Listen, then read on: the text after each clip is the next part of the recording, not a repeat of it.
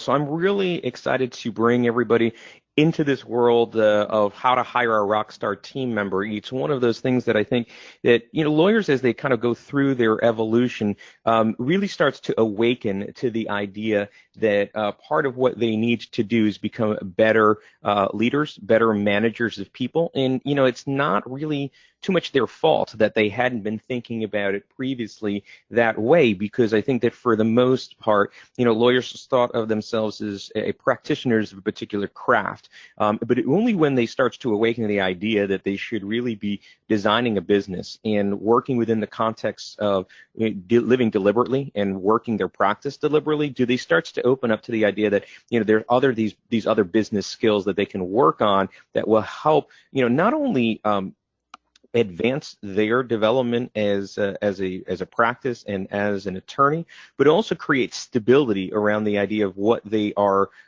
building, is something that can serve them during incapacity. If something happens to them, becomes saleable sometime in the future, and uh, there's no place that you can leverage this better than within your staffing and your team members. So two things that we want to really get through here in terms of this presentation. The first is I want to share with you some of the ideas that I've learned over the last 15 years in practice and in owning my own law firm over those last 15 years, but specifically the principles that Atticus has taught me that I've implemented in my own practice. And then the sort of second component of this is we'll see whether or not there is some way that Atticus can help support you with your growth goals in your own practice, because what I've learned over the sort of history of me coaching is I need the ideas that come from other groups, as well as the accountability that they place over my implementation over those ideas. And that's what I think I'm pretty good at, getting some of this stuff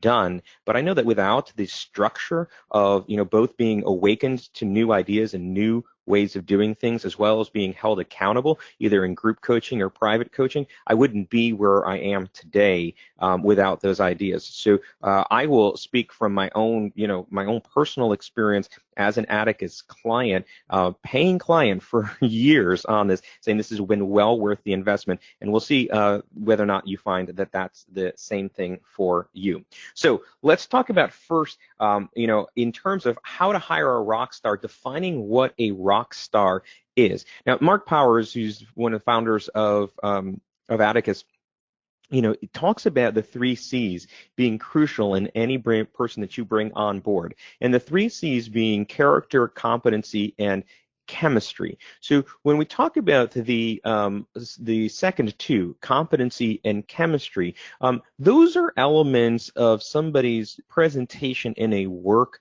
environment that can be adjusted, or at least people can change a little bit of how they present. And so when I look at the way that we bring somebody on board, I know this is going to sound counterintuitive to a lot of people out there, but the one that I think about least is competency. I consider somebody's technical expertise and in what they're bringing to the table in terms of prior experience. I look at that as being one of the least important factors in identifying what a rockstar team member is. And I think about that because over the course of my development of the firm and in the places that it's been going, one of the things that I've invested in is great training materials. And actually, we're going to talk a little bit about the training materials when we get to a next section in here. But I can bring somebody to a level of competency if they've got just, a base level gray matter. If they can come in and walk and chew gum, I can figure out how to get them to where I need them to be based on the position that I'm hiring for.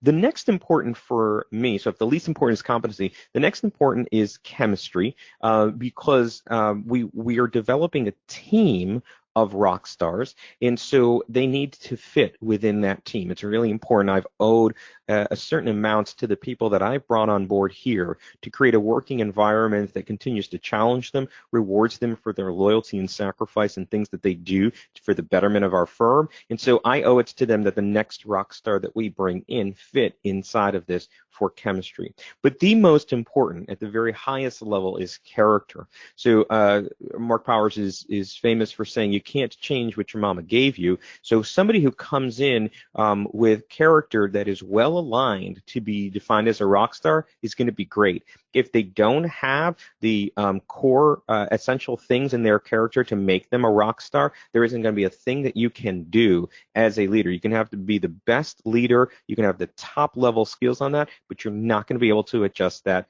at all. So the most important thing that we look for is character, then chemistry, then competency. So that's part of the definition of a rock star.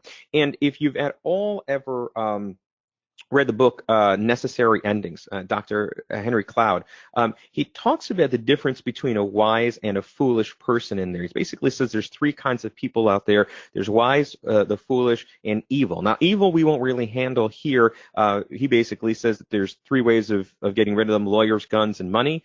But you shouldn't even have those people in the door. The better skill to develop is the difference between wise and foolish team members. So wise members, sort of defined within this paradigm of what they're talking about, necessary endings, are the people that take in their feedback and adjust behavior from that. So when you present them with issues that you'd like to correct or criticisms that will help them develop into better employees and team members for you, they're going to own those problems. They're going to own their performance on that without any excuses, and they're not going to try to externalize what the conditions were for whatever happened. So if you say, well, this is what occurred and it's not what we're looking for, their instinctive reaction is to basically say, well, I'm really sorry for that happening that way. That's totally my fault. I'm going to work on doing that better.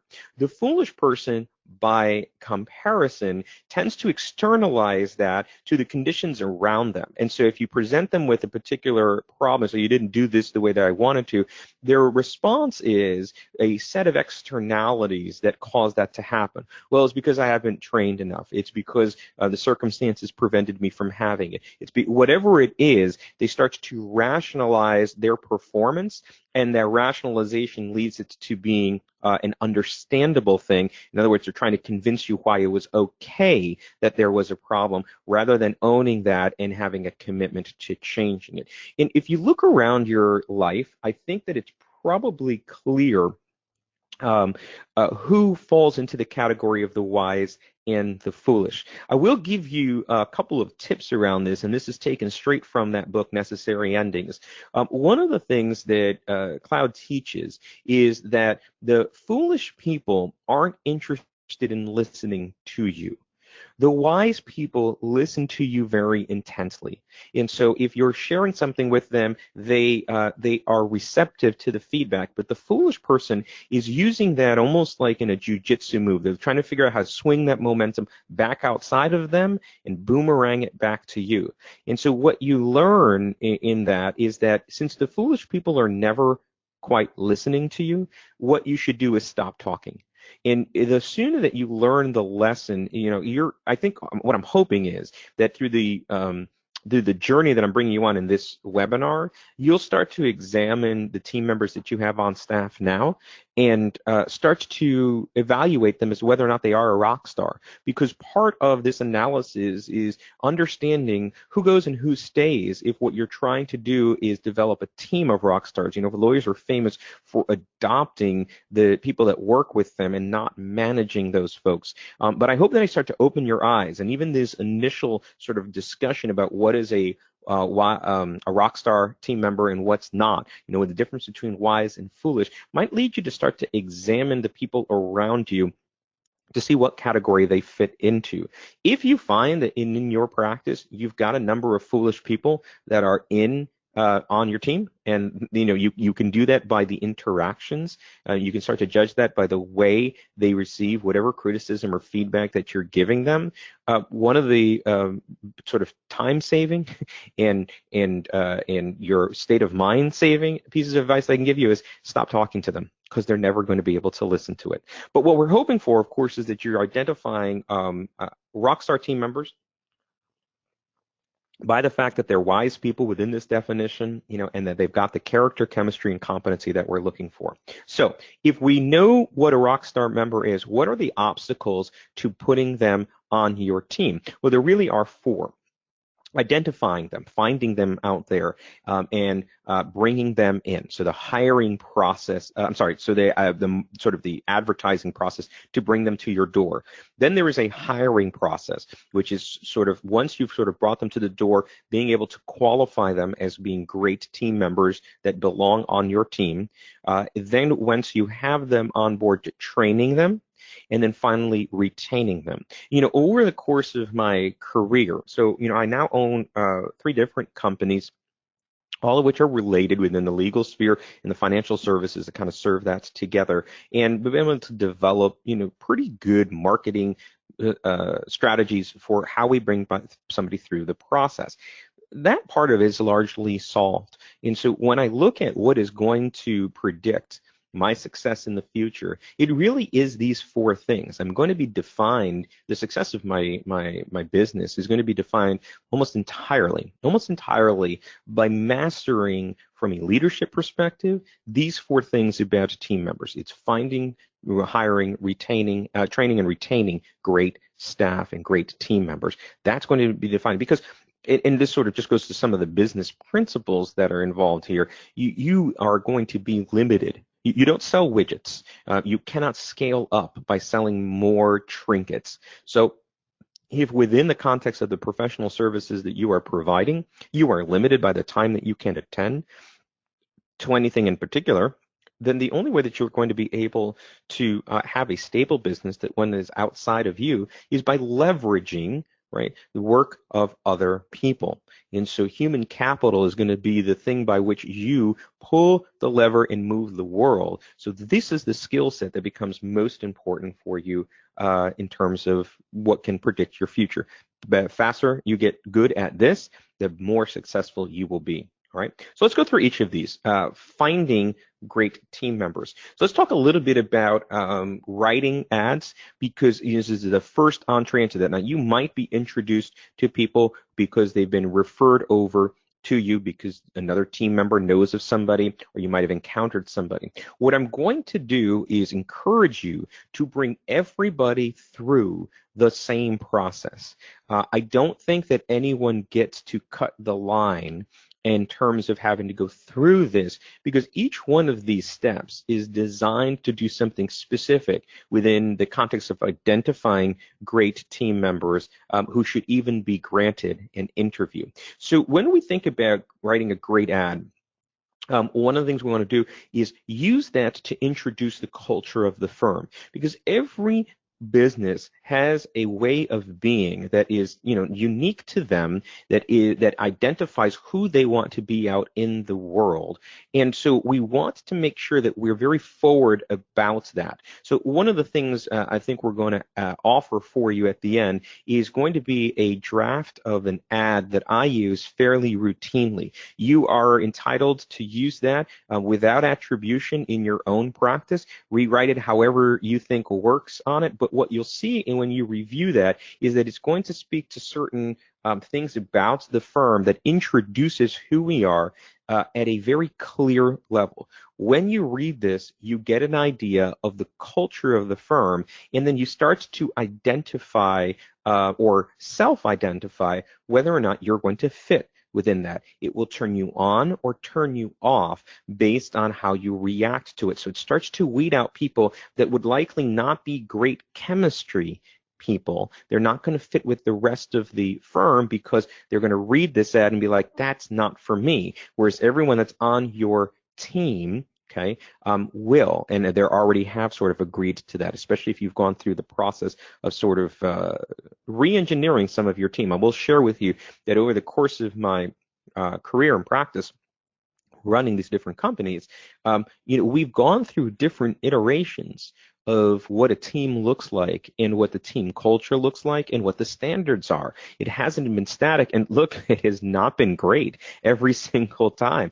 We've made mistakes along the way, and we have accepted lower standards at a time where we were smaller and when I didn't realize how important it was. So one of the things that you can do in terms of the actual ad itself, and you'll see this in the document, the ad that we're going to give you, is we set a call to action that requires them to do more than just sort of hitting the button mashing of like on Indeed, in Indeed, you can just hit, reply to this ad, reply to this ad, reply to this ad. And so you'd have to read the whole thing to see that you're asked to do something else. Okay. Another thing, and we're going to talk about what that thing is and why you should hold sort of some good fealty to that. But the other thing you might want to think about doing is using video introductions. Where we are in the world. This is the universe of Instagram right now. So everything has got an image related to it. Everything people are seeing sort of a visual representation. They're interacting with a visual representation. So in the past, we have used video introductions, and not only in terms of sending one out on our own, but as you'll see in the next slide here, especially on the last bullet point there, we've asked them to introduce themselves. And it really is a way of getting them outside of their comfort zone, because first of all, we're going to be asking them to do a number of things that are outside of their comfort zone. What we'll be doing in terms of having them work within your firm, especially if they have any experience working for another law firm, is going to be completely different. You're going to be, by the virtue of the fact that you're going to be an Atticus client and putting in place Atticus coaching principles, you're going to be running a next level business. And so understanding that they're going to be asked to do things that will make them move outside of their comfort zone, that's going to be a regular occurrence. So if you ask them to send a video of themselves, you get a lot into whether or not they're willing to do that, and sort of at their rawness, unless they're very practiced being on camera and being on mic or whatever else, you're going to get a very clear picture of who they are even as they prepare. So one of the things that we ask is that when somebody replies to our ad, that they don't go through the normal button mashing thing, but they have to write a specific email with a specific subject line and a specific cover letter addressing specific things.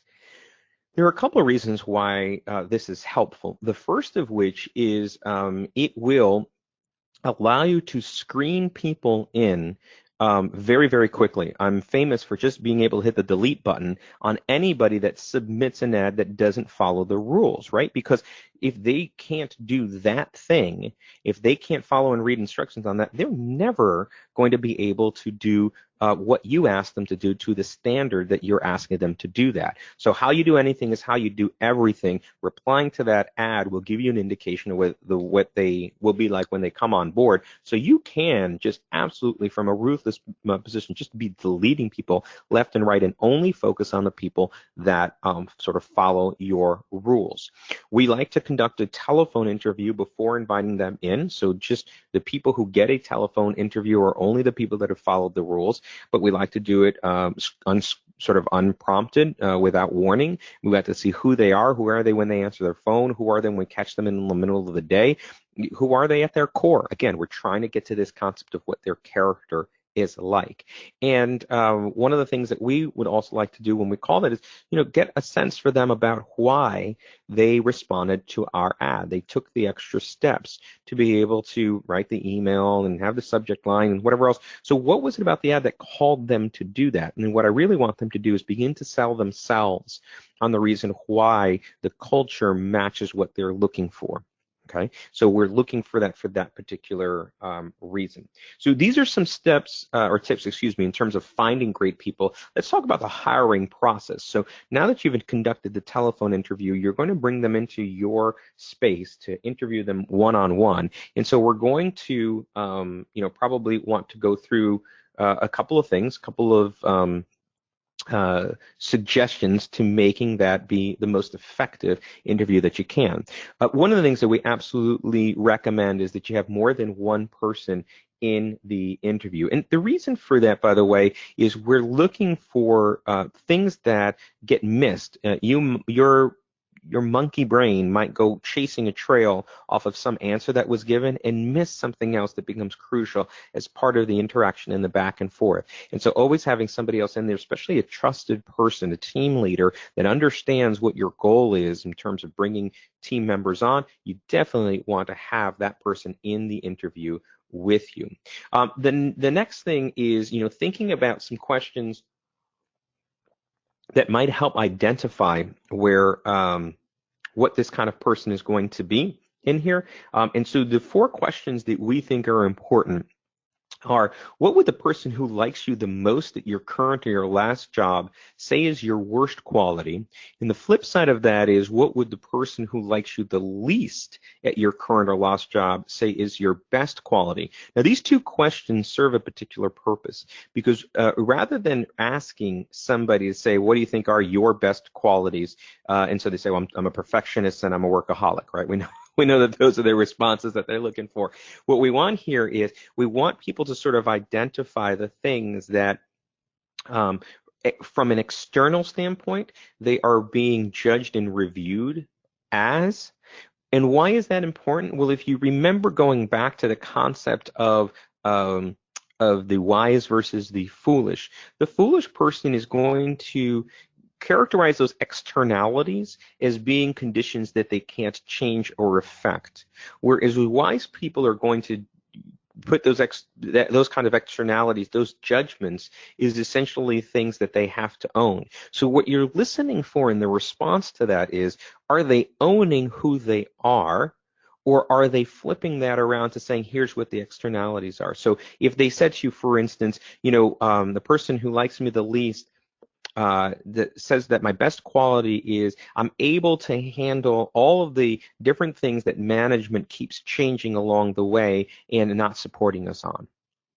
Well, that's a big externality as to a foolish person, okay, on there, and if you look at the person who likes you the most saying, what's your worst quality, somebody coming in there and say, well, look at, sometimes they'll say that I sacrifice too much of my own, personal stake in there. I hold, I'm very hard on myself and I don't allow myself to recognize when I'm doing good work. That's more the trait of the wise person, right? Because they're owning everything that comes in there in the feedback. So those are two very interesting questions, and I urge you to try them out in your next interview and see how they land. Now, the next two questions, and organizing your day to be successful in what you do to adjust those plans when they change, is going to start to tip the hand a little bit on the DISC profile for them. So if you are all familiar with the DISC, or maybe if you're not, understand that the DISC profile, first of all, not only is it a tool that Atticus uses to help identify, who you are as a leader. It's one of their assessments if you go through the practice diagnostic, and certainly you would be well advised to use this in your hiring process and identifying your team and how you craft your team around it. But there are certain DISC personality types that are going to be better suited for the kind of team that you're building than other types.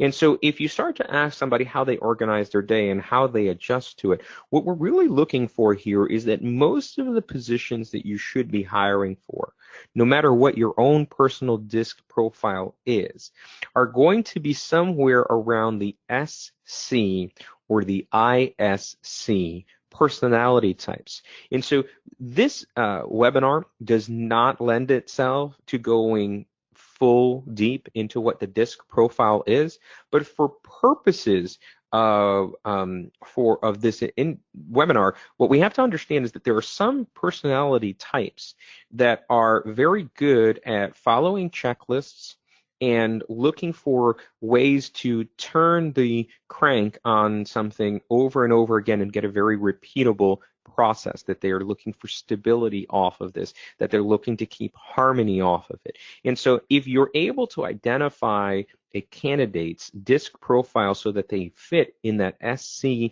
ISC world, what you're going to do is you're going to start to build a team of aircraft carriers. Very, very stable, very strong, powerful team members, right? But you can't drive them like a speedboat. This is going to have you change your leadership style, which we'll talk a little bit about in the next modules. But when you look at bringing them on board, you would probably be well suited to look at people who have this C quality, which is that they're looking to be perfectionist, meticulous. They're looking to follow checklists. They want things done a particular way. They're going to hold themselves to a very high standard. And within this S sort of little band that they have in there, that they are looking to keep harmony, that they're looking to have stability. Often these are extremely loyal people that are coming through that. So again, who you bring in is important. It's worthless without understanding what is best for the position. You have some sales positions, or you have some other sort of maybe leadership positions, depending on how advanced your firm is, where you might want a little piece of another one of these disc profiles, but you want to understand, first of all, who you're bringing in, but then once you bring them on board, when we get to training and retaining them, understanding who you have on board will help you make sure that the tools that you have are well suited to getting them be successful. So one of the things that we do recommend is that every candidate, and this is something that we do, just paid a $300-something bill to Atticus for about 5 of these assessments, but it's something we do for every one of our candidates is we have them perform the disc profile, because even at this stage where I can pretty much cold read people, I still want the assessment, see what I have missed, what didn't I hear, because I want to be able to use that disc profile to understand who they are. And in fact, within that disc profile, you start to learn the difference between a natural and adapted style. So you see who they are in the workplace and who are they regularly. Why is that important, by the way? Because if they're making strong adjustments to be somebody different in the workplace, that gets exhausting for them. And so we want to understand, do they keep their natural state in both of those? If they are going to be adjusting their state in the workplace differently, if they're going to raise certain of these levels of their perfectionist, that might benefit you, but you also need to understand that, because it might exhaust them on how you sort of support them going forward.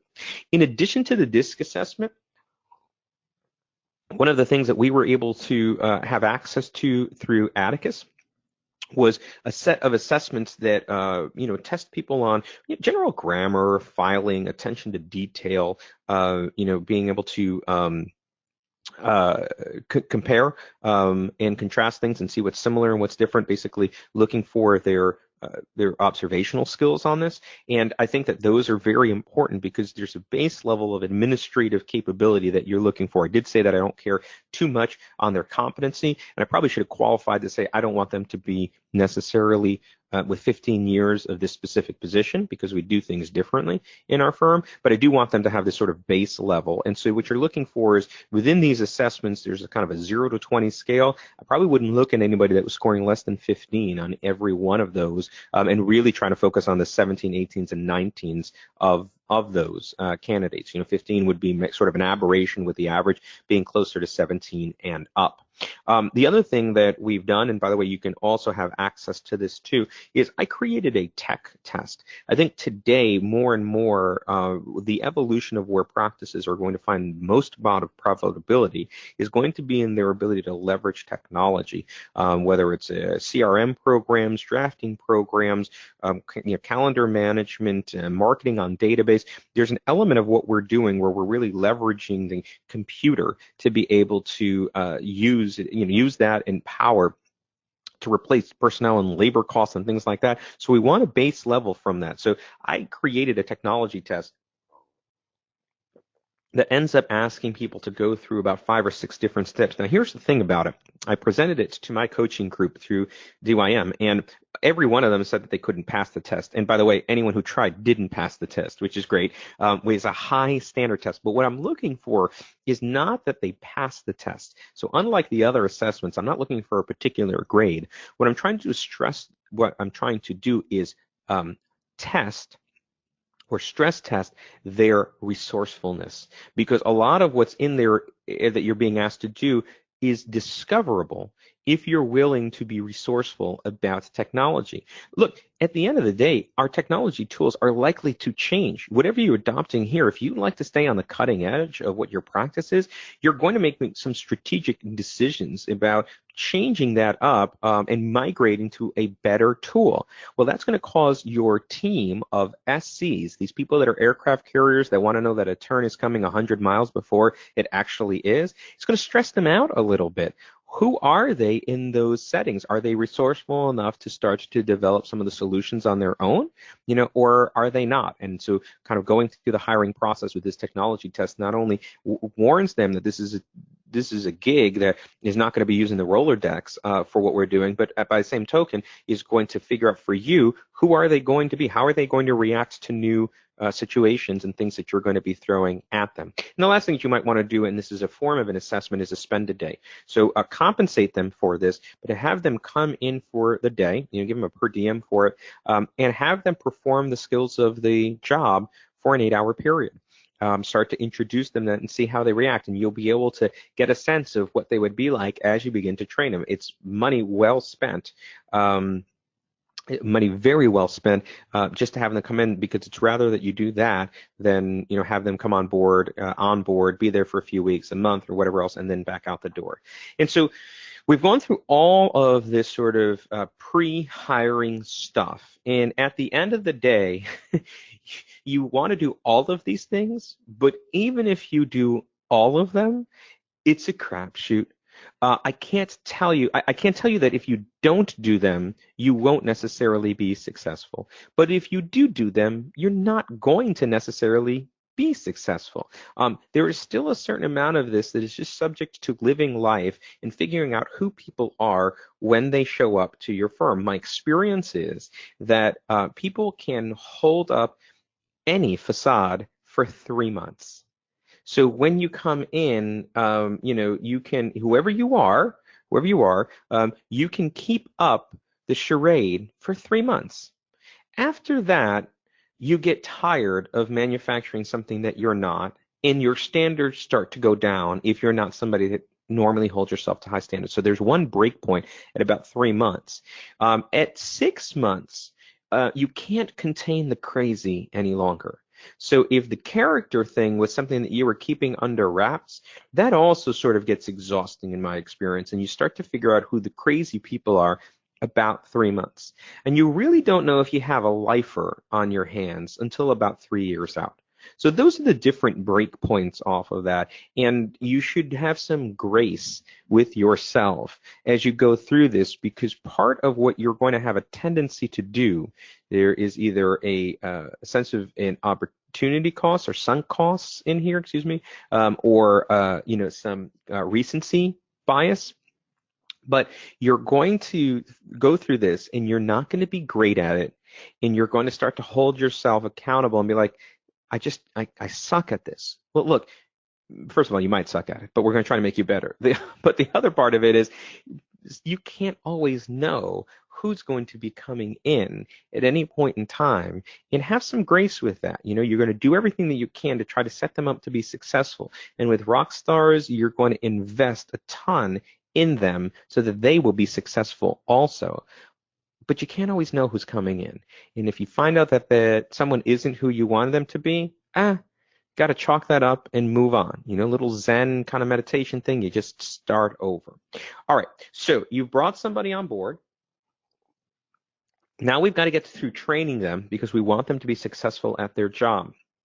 So for us, we like to have a lot of internal tools to do this. And we've got checklists for onboarding. By the way, I think it's really important to make sure that you know what it takes to bring somebody on board. So a checklist of what that is, it really looks unprofessional and unwelcoming to be fumbling through. So, I think we're supposed to have a computer for you today. You know what? I'll have your email account set up tomorrow. Like, that is just really poor presentation. And for somebody that you're hoping to be a complete rock star and leverage, and catapult your firm to success, I just think that you owe them to be a little bit better on that. But you do want to go through some checklist things. Think about what that takes. By the way, one of the reasons why you want a checklist for onboarding is that as your team grows and as you realize what your value is as a shareholder on this, and as the leader of this firm, you're going to realize that your time is not very well spent doing the administrative works that are in there. So the checklist for onboarding becomes a tool that you can use to train the person who's going to onboard someone else. Speaking about training materials, you should have them. If you're setting up a situation where somebody comes in and every time you have somebody new, your training process for them is to sit down with them and out of whole cloth show them what they need to do. That is an enormous waste of resources on your part. So not only do you want to think about training materials being in there, we have something we call the white binder. And the white binder just happens to have a number of administrative processes that exist in our firm, how to mail something, how to open this kind of account, where these forms are, whatever it is, so they can use that as a reference manual. And we can use the training manual and the materials that are in the binder to begin the process of training. It's not going to take over everything, but it will limit your personal interactions with them to just refining what they're learning or explaining the things that they didn't get, and you're not doing everything from whole cloth. If your practice and the skill set or the job performance that you're bringing this person on for is susceptible to this, I completely endorse doing video training.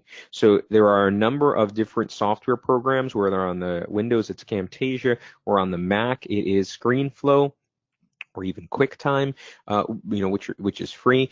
I recommend that you take time to go through some video training where you walk people through what this thing is on your computer that you're asking them to do, whether it's the CRM or it's drafting software or pleading or whatever it is. Go through that from a video training standpoint, because that will give them a reference that they can go back to when they have questions. And again, it will limit not only your personal training time, but if you're relying on a team member to do the training, it will limit their time that they're investing as well. And also, of course, discussions with other team members about what this person's role is going to be and how they can sort of support them. So I do recommend that you have all of that. You want that integrated. Again, we're looking for chemistry related issues. I mentioned before that it was sort of poor form to kind of come in, have somebody come in without their computer set up, their desk ready to go, pens, pencils, all of that fun stuff. We want to welcome them in as though they were expected like family. Because if you want to rely on these people as stepping in when you need help, being invested in the long haul, they're going to do more for their family than they will for their job. So the closer that you can be to who their family is by the way that you treat them, by the way that you support them, by the way that you welcome them, and this first step is one of those key indications about where they expected when they came in, the better that you're going to be for that. You might even script out for them what their first week is going to look like, even if their normal job is just so crazy that no day is the same. If you think about sort of scripting that particular week, it will help them understand that there is an on-ramp for them that is deliberate, and it is something that is meant to have them be successful. It will start to engender for them confidence about what their job and experience in there is going to look like. Okay. Victor, I need to jump in really quick just to let you know we have about 2 minutes left for our hour, just to give you a heads up. So I've got to go super fast, Jeff. Here we go. 4 items to have and review for your success: a job description, a performance scorecard, which becomes a way of evaluating their performance within the role, the office manual, and some form of a team welcome event. Real quick on the performance scorecard, we urge that you use this from the first week, because if this performance scorecard is a way of objectively measuring their progress, you want a baseline and you want them not to be afraid of the fact that there will be evaluations. And then finally, when we're looking at retaining them, you're looking at making sure that they understand that you're measuring their progress. So review should never be something that they don't know what the end result of that is going to be. If what you're doing is trying to get people in here at a high level who are going to, as we talked about in terms of their competency, use their experience and expertise to make great judgment calls, because if they were something that a computer could do, we wouldn't need people for it. We would use the computer. So we've got people. We're going to rely on their judgment, but getting great judgment takes time. So great team members are great because they can exercise judgment, but we have to be willing to invest the time in order to allow them to mature, allow them to make mistakes and retrain for them. Because if we've conditioned for everything else, being wise, having great character, competency, chemistry, if we're doing all of these things, we need to continue to invest in that in order to be able to to get them to be successful. And then finally, retain them on the long term now goes back on your plate. You need to be a leader worth following. You need to be somebody that provides an environment that catapults their development, that gives them a safe place to be, that they reflect fondly on to work. You want to have a vision for their career arc. They're just not a cog in the wheel for today, but we want to make sure that we are respecting their contributions by keeping high standards for everyone else that's in there. Because as you begin to develop a team of these people, you'll recognize very quickly that in fact you cannot really suffer anyone that isn't being held up to snuff. So those are the things that I want to share with you today.